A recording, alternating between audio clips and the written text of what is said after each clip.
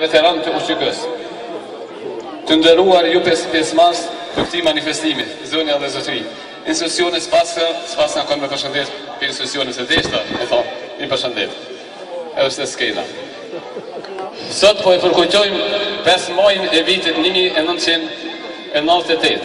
Ditën e kazermës së parë ushtarake të batalionit 2 të Rëshdi Salihu. 5 maj është datë historike për ushqykën, për batalionin e 2 të Rëshdi Salihu e veçanërisht për Petreshticën. Deri me tani asnjëherë nuk ua kam sqaruar publikisht se çfarë është kjo ditë për Petreshticën.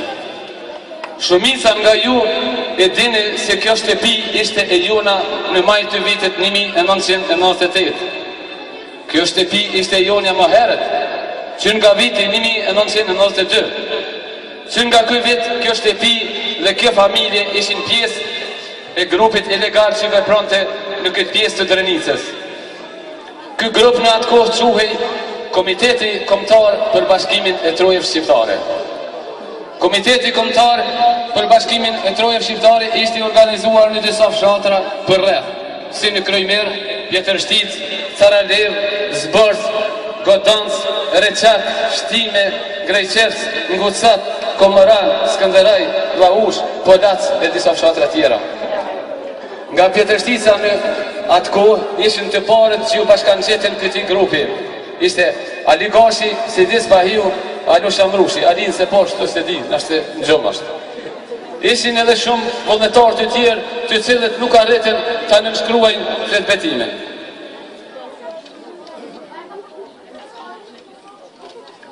Qysh në atë kohë bënin përgatitje ushtarake për luftë guerrile mu në këto male, kurse në këtë shtëpi banim shumë takime me shokë. Që nga kjo kohë filluam të dërgojmë djenë për servitje guerrile në Shqipëri. Grupin e parë që e dërguam u realizua në vitin 1993, kur shumë kusht e ka ditë në atë kohë. Ky grup përbëhej prej 9 djemve dhe 5 vajzave. Edhe pse, me vështërsi, ne arritëm të kryen me sukses përgatitjen dhe duke u kthyer me sukses në këtë pjesë të Shqipërisë. Nuk do t'i përmendi emrat e tyre, sepse i keni pa shpeshherë të publikuara në foto. Nuk është si thoshte dikur, apo si thot në për libra Ahmet Qeriqi. E vërteta është krejt ndryshe.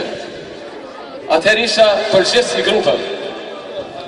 Grupi i dytë që e planifikuam të dërgonim në stërvitje përbëhej nga Pjetërshtica, Caraleva, Godanci. Mi po për arsye ekonomike nuk patëm mundësi të dërgojmë. Përveç probleme ekonomike, kishim edhe probleme politike. Kështu që shkoj një kohë e gjatë, derisa u bashkuam shumë grupe që vepronin ilegalisht për të dalë në luftë frontale. Për ne, është viti 1998. Edhe pse kishim vepruar më herët, në këtë pjesë, 5 maji për Pjetërsticën u bë datë historike, sepse kjo shtëpi mu dha një shfrytëzim për ta bërë kazermë ushtarake në komandën e batalionit 2 të Rëshdi Salihu. Siç e dini edhe ju, kjo kazermë ishte organizuar me të gjitha elementet ushtarake, e kompletuar me kuzhinë, shtretër për fjetje, më vonë edhe poligoni për stërvitje.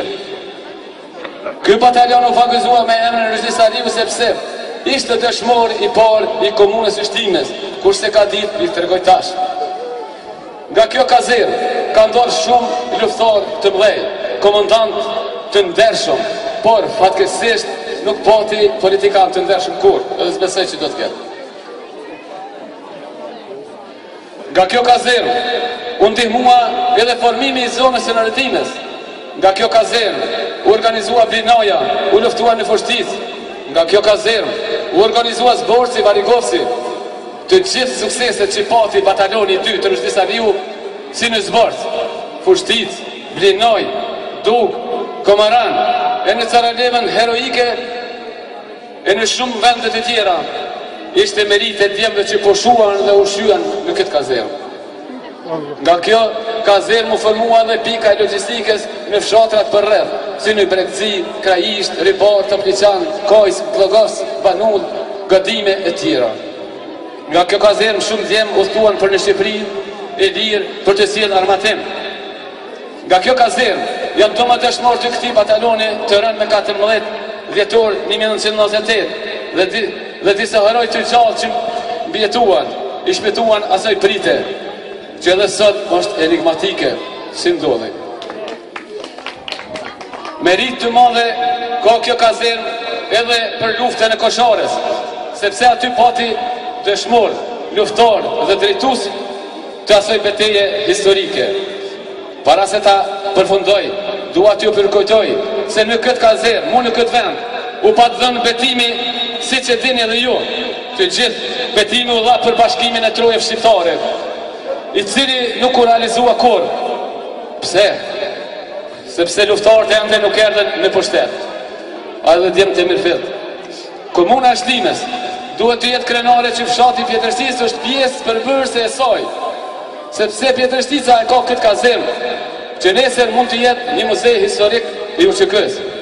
Lavdi emrit, jetës dhe veprës së dëshmorëve të kombit dhe gjithë dëshmorëve të lirisë.